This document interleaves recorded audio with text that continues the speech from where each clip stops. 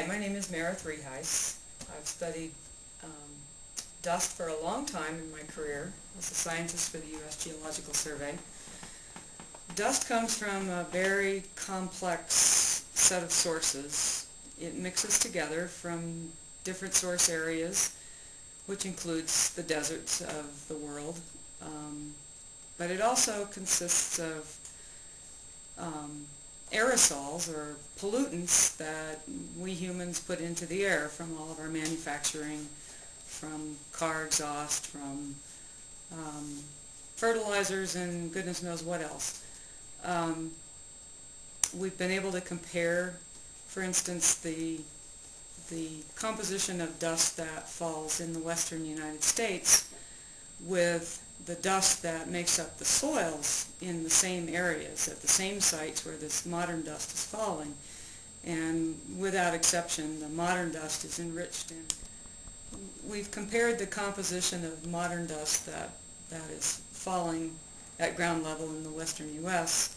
with the composition of dust that is already present in the soils at these same sites, dust that accumulated over the geologic past, maybe several hundred to several thousand years.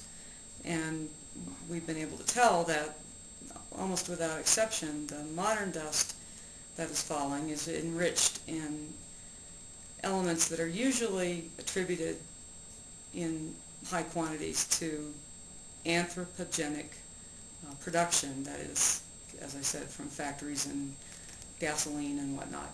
Things like cadmium, lead, although we don't analyze for mercury, it usually contains mercury due from other people's analyses. Arsenic and various other elements that are potentially toxic to humans and to other living creatures.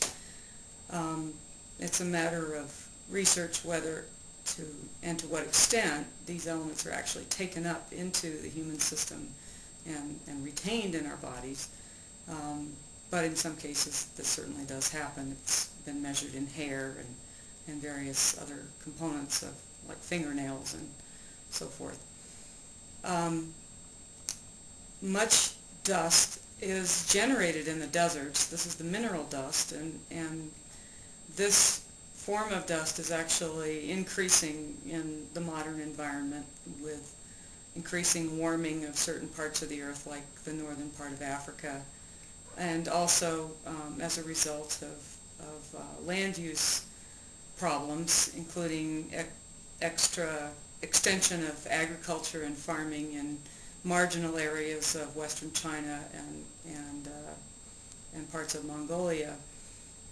There have been large outbreaks of dust from Western Asia, for example, that have traveled all the way across the Pacific Ocean into the United States and even across the United States and back out into the Atlantic. And these dust storms also collect pollutants from places like the big cities in China and bring them along with them when they come. So those are the things that we know about dust at this point. There's much more to be learned, but we are working on it.